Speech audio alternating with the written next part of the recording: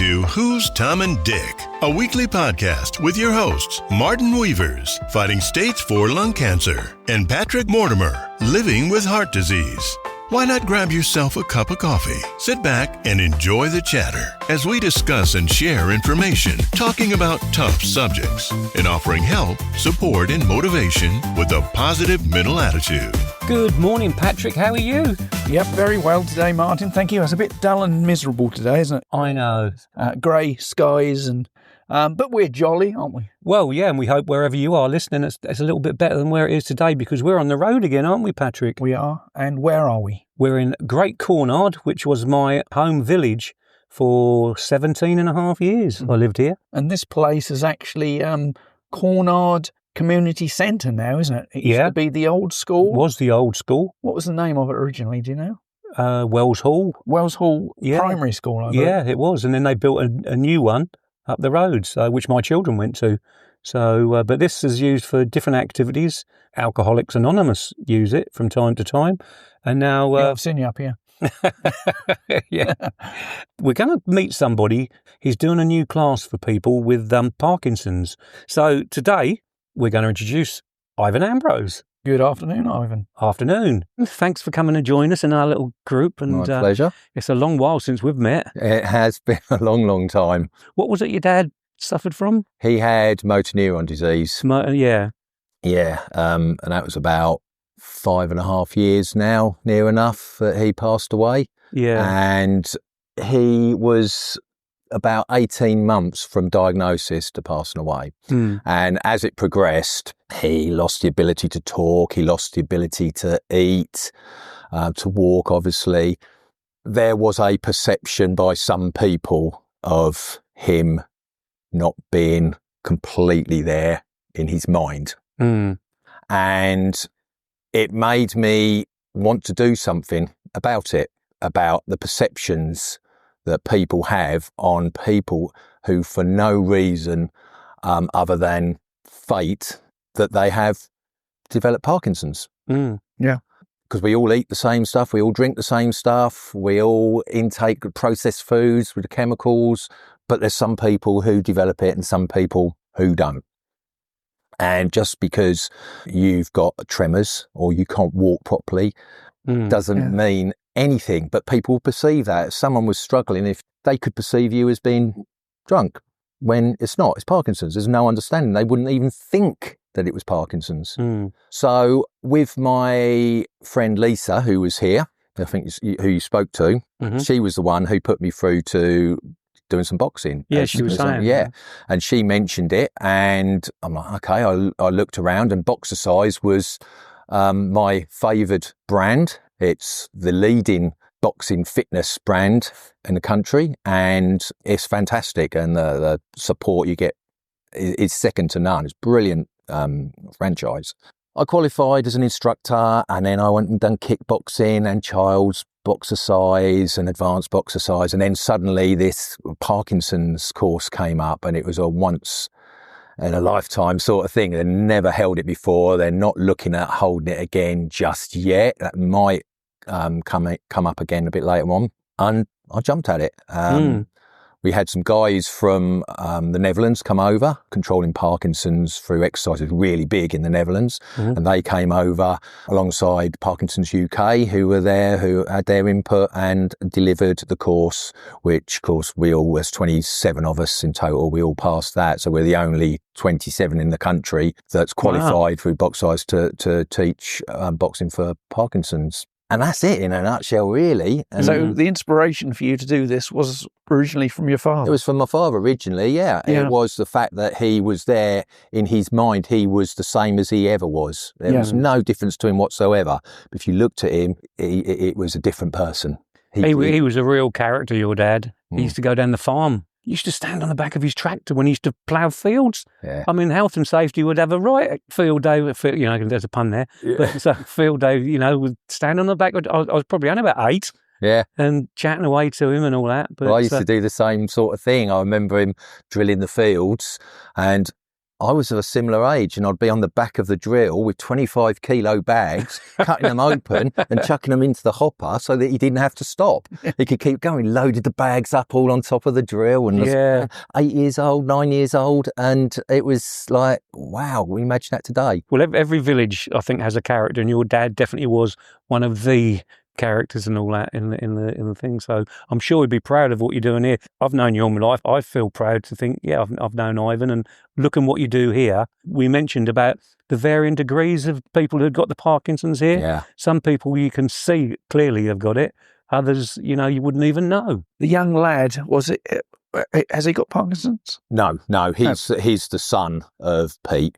All right, okay. Right. Yeah, I'm quite happy for carers, partners, sons, whatever, to join to do it with them. It's nice just to be able to do something. Yeah. No, encourage partners to come. It's just a nice thing to do with someone. But these guys are all sort of developing friendships anyway. Now, when we come in, we start the session, we always have sort of 5 or 10 minutes of a little chat, don't we? Yeah, I noticed that. And then you have a coffee at the end and all that. So you chat. So it's not just all full on with the exercise and all that. No, it's being able to talk about whatever you want to talk about. So any new person who comes, like Claire today, hello, I'm so-and-so, and I was diagnosed whenever, and their little backstory, they just let it out. And then there's discussions about how one person's felt the same way as another person. I thought I was the only one, and all that, and it just makes everybody feel a little bit more at ease with each other. Yeah, it's good to see like the different things you do for coordination. The punch, and then the ducking, and it's not about being a fighter at all. It's just about those boxing movements, those big Making movements. It fun. Yeah, just enjoying it. If you don't enjoy it, you're just not going to keep doing it. The guy in red, I wouldn't want to be on the end of one of his punches. Yeah, I think you was with him most of the time. I could see James struggling with him, so I thought I'd better step in. Something. But it can be.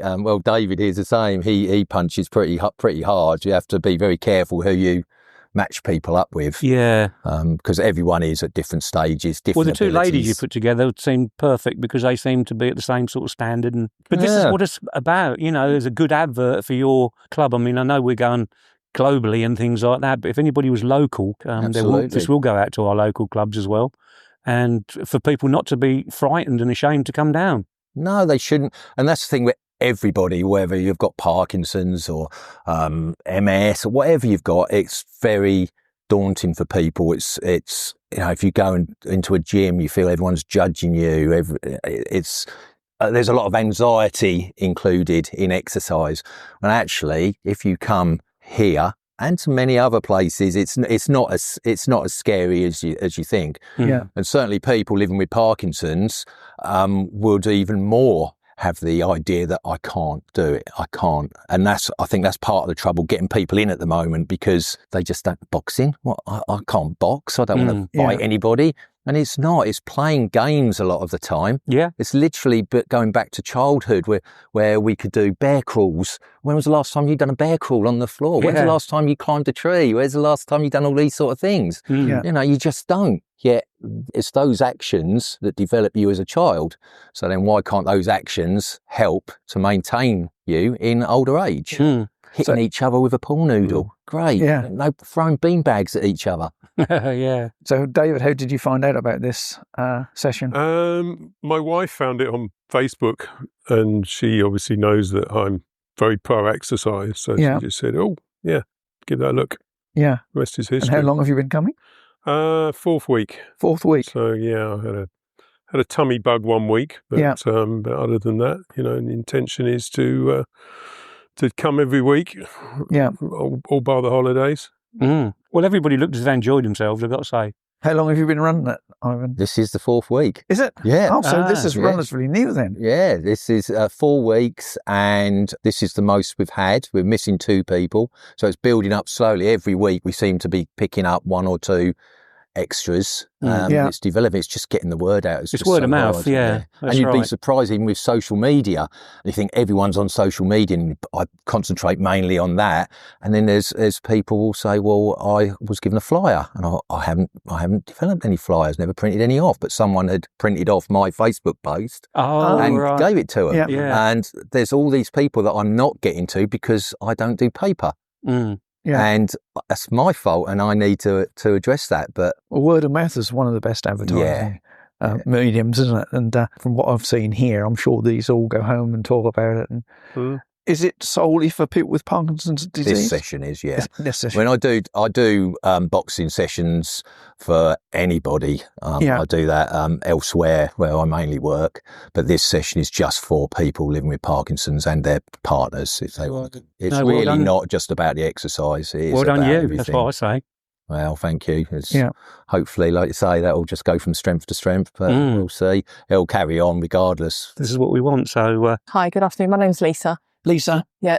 So I have young onset Parkinson's. So I was diagnosed when I was 49. I've had it for I've been diagnosed for nearly 7 years. Right. Facebook Memories has some benefits, is I can look back and see when all the symptoms kicked off, but we didn't know there were symptoms at the time. So a good 10 years or so since I've been displaying symptoms, I started doing a lot of research and kept reading how good exercise in general is for any neurological condition, particularly Parkinson's. So I keep active. I'm very active, actually. Yeah.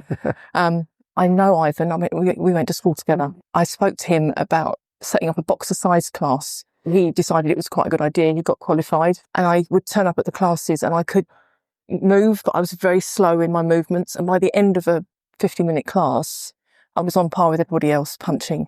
Right. Yeah. It's just that within the hour, the benefits to brain health were so high. Unfortunately, the class wasn't as popular as he wanted, so unfortunately that one stopped. And I couldn't get to the other one that he was running. So I haven't done it for a couple of, two years, maybe a bit more. And then he went off in secret and got himself qualified to do the Parkinson's boxing fitness. And I started to come along, and it's very different to a Boxercise class. Boxercise classes are about strength, power, resilience. Parkinson's boxing is about technique, skill, a degree of resilience, because your body's or your brain's telling you can't do something, because you have to stop and think. It's not how fast you can punch, it's can you punch? Yeah. But I've had a very bad week, and I came in today really not feeling it, and I'm absolutely buzzed now. Yeah. Excellent. Well, we noticed when they had the noodles out and all that, you was moving around pretty quick then, and because I thought one time we was going to get whacked with them when you came. Don't get in the way. So it's given you that coordination, isn't it? Yeah. As you commented earlier, we're all at different stages of Parkinson's. I was already active. My consultant thinks it's hysterically funny. What have you done now? When I started going to see the consultant when I was first diagnosed, I was running marathons. Does your mind tell you want to do something, but obviously your body is telling you that it wouldn't, or do you actually do it? Most of the time I get on and do it. I haven't failed at anything I've tried yet, but I don't see why I should have limits. No. I have to adapt. So in the days when I used to run a marathon, I now will walk a marathon. I haven't done that for a while. I'll tell you that I'm not marathon fit today, but if I needed to, I could go out and walk a marathon tomorrow. Yeah. I cycle. I was outdoor swimming, wild swimming, but I got a chest infection, and then I got COVID at the back end of last year. So I haven't been in the water for about 5 months. And I'm not acclimatised, so I'm not getting back in until it warms up a bit. No, I don't blame you. But that again is another place, another situation where my symptoms seem to drop away for a while. So what would you say your worst symptoms are? I don't have a visible tremor. No. I do have an invisible tremor. Right. I have my vocal cords tremor. Oh, okay. Tremble. If I'm standing still and looking in the mirror, I have a tremor in my face, but nobody else would really notice it. My hands go into spasm, and if I'm trying to sit still, I get a lot of is it bradykinesia, where I rise? I'm not sure. I can never remember which is which. Right. Yep. And I find it very difficult to sit still, which I'd never really experienced until COVID, when everything went online and we were suddenly doing our meetings with a camera in front of us. And I'm looking at 50 million faces all sitting there nice and still, and there's me wiggling around all over the place. Oh, really? Yeah. Yeah. So had you been diagnosed at that point? You had? Yeah. So my worst symptoms are probably the ones that aren't visible. And that's the hardest ones to describe to people. Was it a shock to you when you got diagnosed? I mean, when I got my cancer, I didn't even have a clue that I'd got it. I was refereeing a football match 1 minute, then 2 weeks later I was told I got cancer. I had gone to see my physio off and on for over a year and then referred to the podiatry team because I was having problems with my sacroiliac joint and my hamstrings. And as I was running marathons at the time, it's a running injury. Of course it is. Yeah.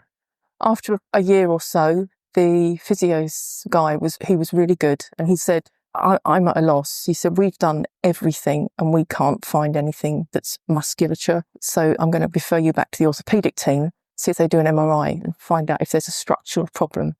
So I had MRIs on my brain, spine, hips, legs, couldn't find anything wrong. So somebody in their wisdom sent me to neurology. And the neurologist said, right, what can we do for you? And I've got no idea why I'm here. Yeah.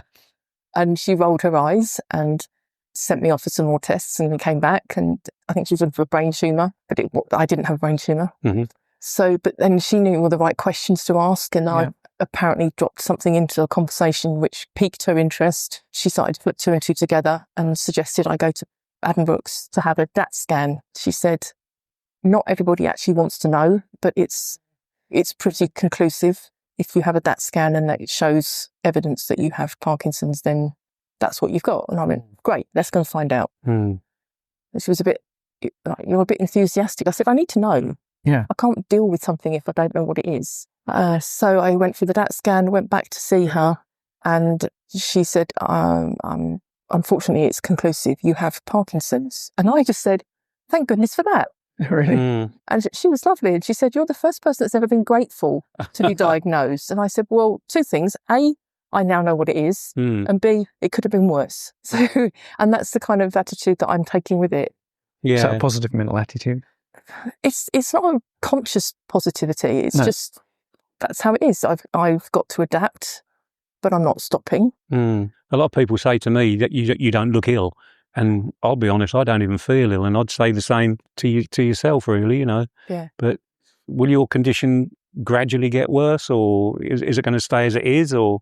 That's the $64,000 question. I asked the consultant when I was diagnosed, and she said, we don't know. She said, this may be as bad as it ever gets. Yeah.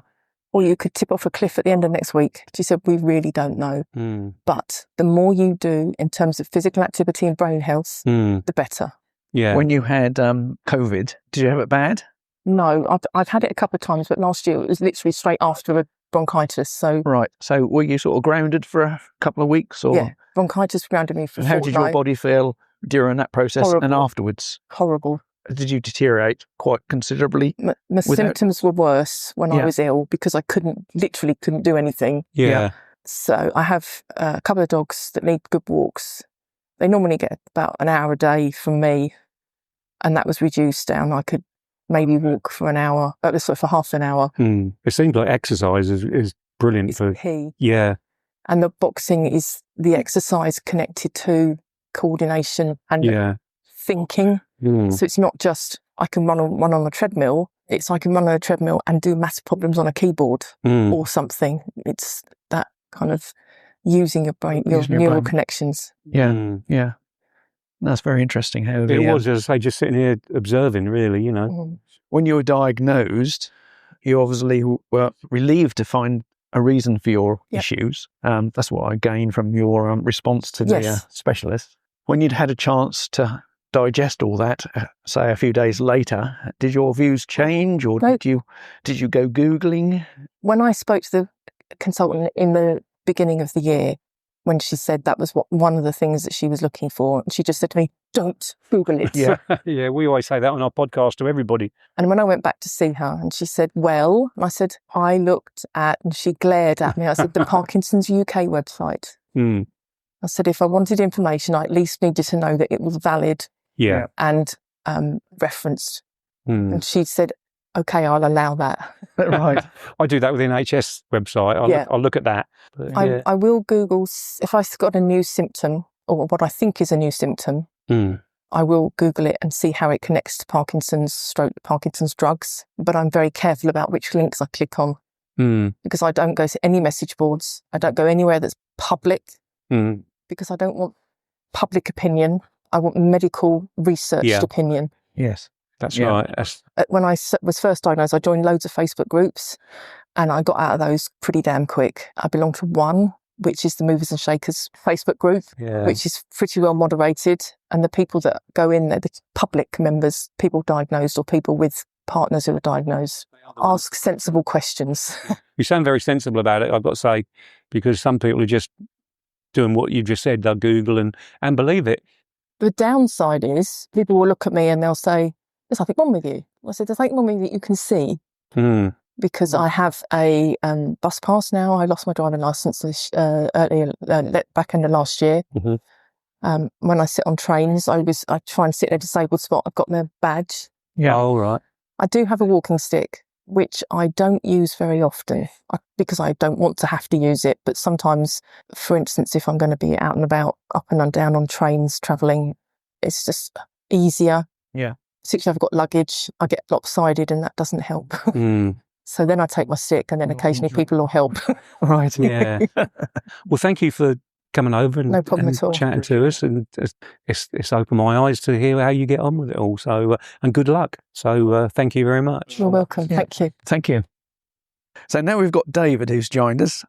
Hello, David. Thanks for joining us. We've been sitting here watching this interesting session. First thoughts? Your first amazing, thoughts? Really. Yeah, absolutely amazing.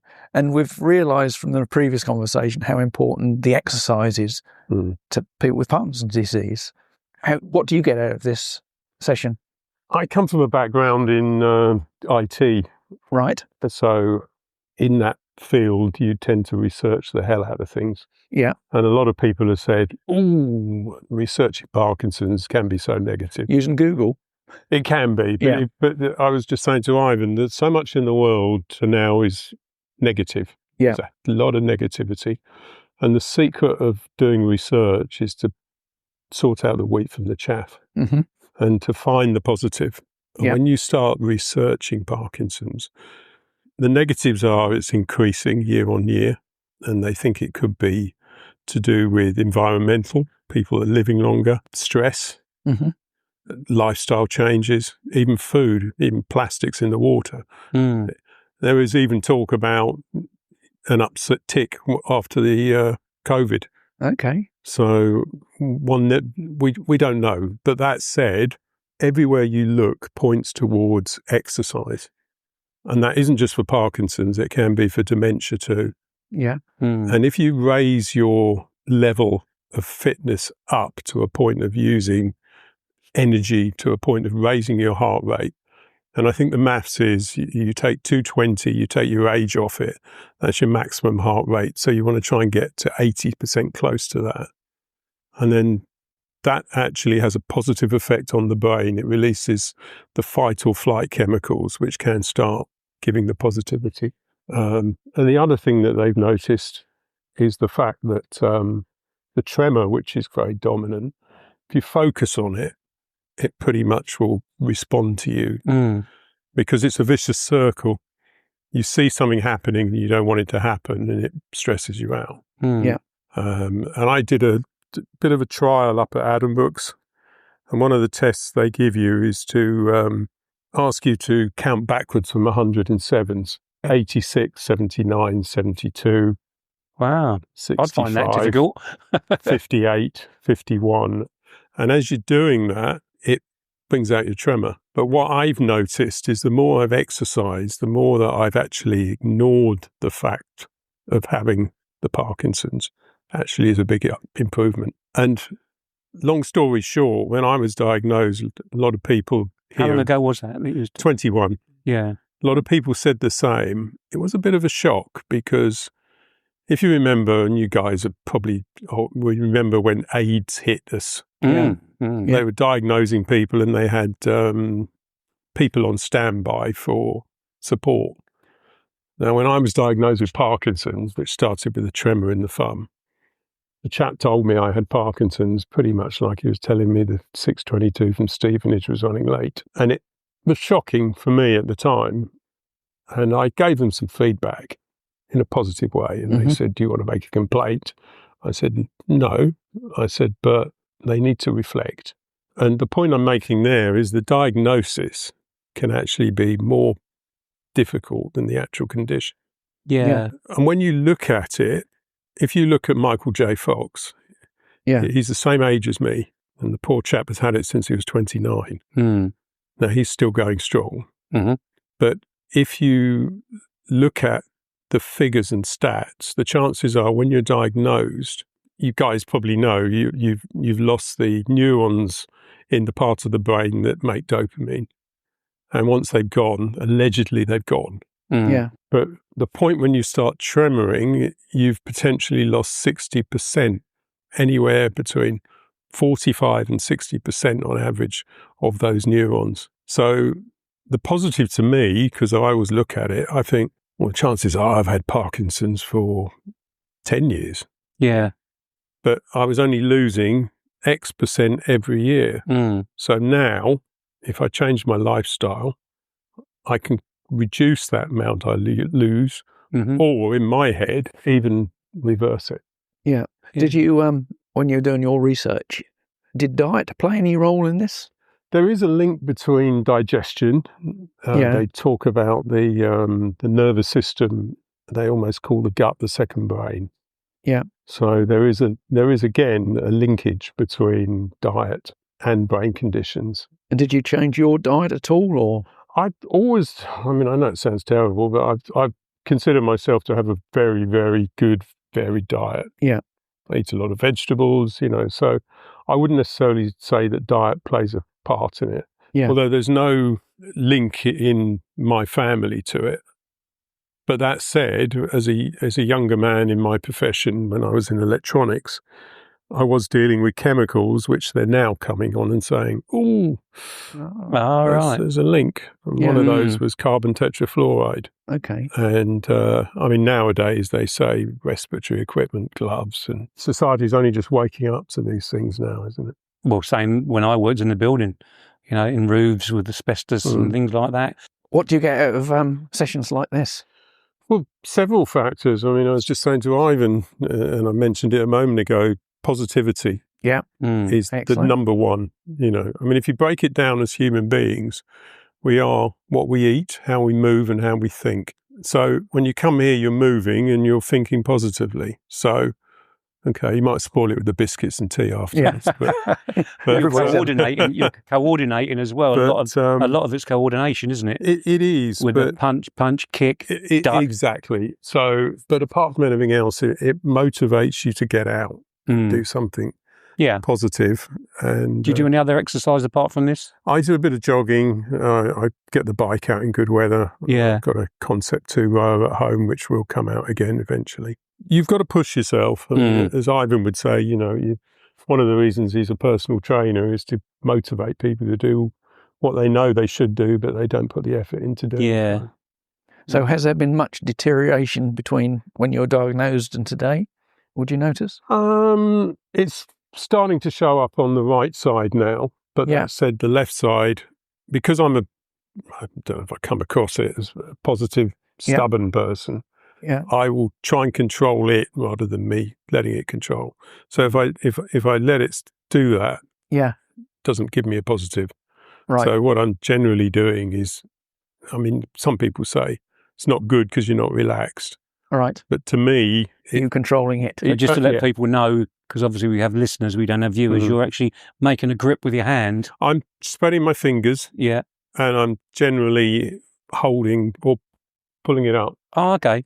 If I relax, if I relax it, you can see it. Yeah.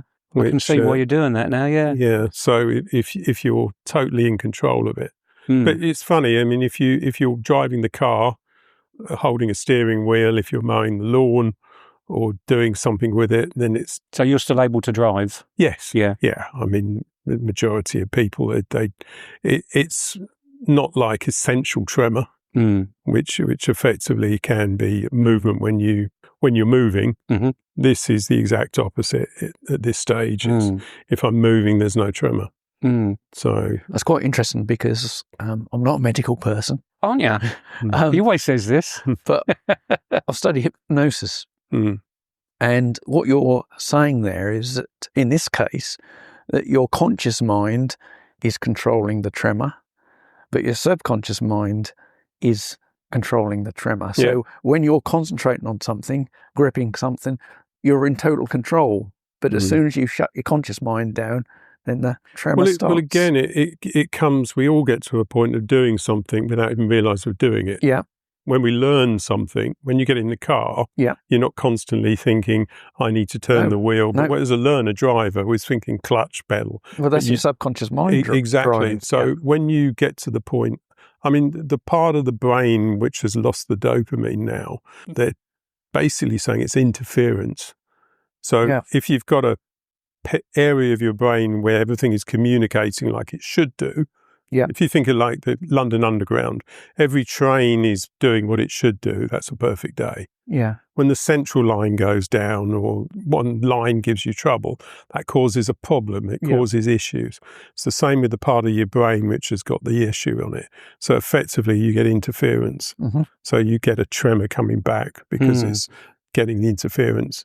Yeah. So when you get to the next stage of Parkinson's, where they can fit you with deep brain stimulation, they'll put an electrode into your brain, which can then get positive signals back. Don't ask me how it works. But effectively, they're stimulating that part of the brain to take the tremor away.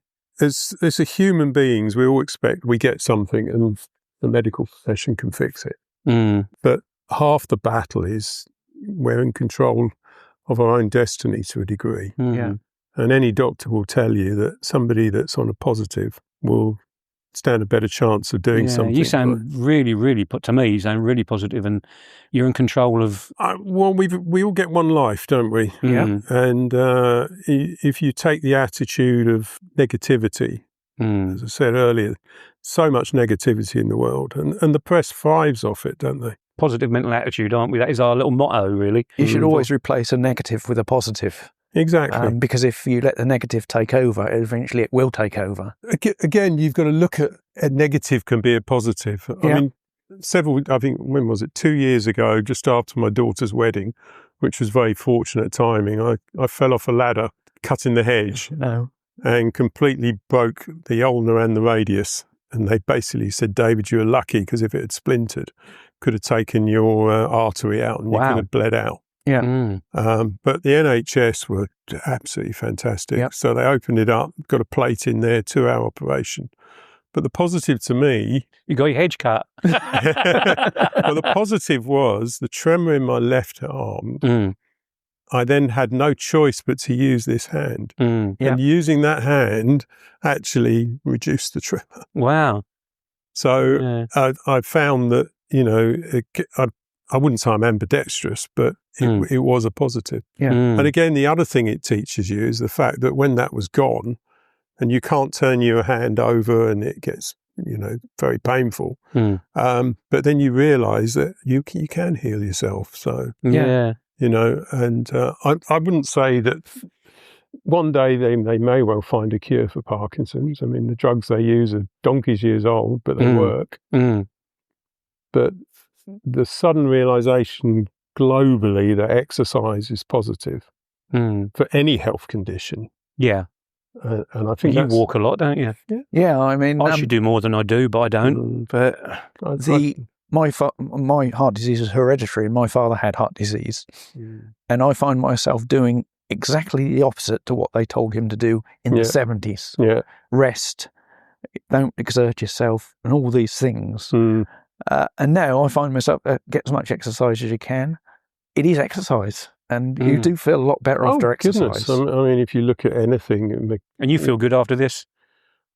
Yeah. I mean, at the end of the day, as I say, it's several-fold. You get out, you do something, you meet other people. Yeah. And everybody here is positive. I mean, you couldn't meet a more positive chap than Ivan. One of his biggest kickbacks is the fact that he comes away feeling that he's doing good for others and himself. He puts it over well as well, He does. But he puts it over in a good way. That's So where can people find out details about you if they want? I've got a website, www.milestonefitness.uk. And it's at Milestone Fitness on Facebook and Instagram and whatnot. Thoroughly enjoyed it. Yeah. Yeah. Well, I think that'll go from strength to strength. I hope so. It's, as I said to David earlier, I love it. I come such a high when it finishes. Yeah. Because everyone puts so much effort in, and there's a lady, for example, who's not here today, and her balance is quite poor. She's always moving about. I think it was the second session when she was boxing me, and I said, look at your feet. And she looked down and she wasn't moving at all. She was just there, stationary. Yeah. Wow. Where the rest of the time she has to move about. And that's what it does. That's what makes you feel good about it. Yeah. And she's not the only one. There's been a couple of people who have just developed within the hour of the session. Yeah. It's just amazing what this exercise is doing for people. A lot of these people probably wouldn't come out without something like this. Yeah. So that's very important, that single hour. Yeah. Once a week. And as you say, it's not only for the exercise, for the social element. And I think probably you found this, Martin, when you had your diagnosis and I had mine, that you felt that you were the only person with an illness at that point. And you think, why me? But when you realise how many people are actually involved and you can actually get out and talk to them, that does you a power of good. Yeah. Oh, it does. Absolutely. And the whole idea is this becomes a community. Said that right from the very start, a community where we talked about merch. Everyone wants a T-shirt and everyone, and just making it, it's okay. Yeah. It's okay. Everything, just own it. Yeah. And just be part of this group and everyone can support each other. That's the plan anyway. No, I think they can all share their different stories, can't they? Because they're all, as I said, at varying degrees. Yeah. So it's really not just about the exercise. It is well done, about you. everything. That's what I say. Well, thank you. Hopefully, like you say, that will just go from strength to strength, but we'll see. It'll carry on regardless, as long as I cover the rent. That's what matters. Yeah, brilliant. Well, we'll put all the links out for you, so thanks very much for inviting us. Thanks very much. Thanks, David. Yeah, and thanks, David, for coming on the interview. Thank you. Well done. Well, I'm exhausted of all my questions. I've finished. Yeah, I know. That's been, this could go on quite a while. I know. It's been absolutely amazing. Unfortunately, we keep to a certain time. Otherwise, I would have found a dozen more questions for you, but you've been fantastic. Thank you very much. Yeah. Thank you very much. Well, Martin, I don't think we're going to beat that, are we? That was fabulous. Yeah, it was. So we hope you enjoyed it, everybody, and we'd like you to tune in again next week. Okay, stay safe, everyone. Ditto. See you next week. You've been listening to the Who's Tom and Dick podcast with your hosts, Martin Weavers and Patrick Mortimer. If you enjoyed this episode, please subscribe to the show on Apple, Spotify, or your favorite streaming platform. New episodes are available every Friday. Thanks for tuning in.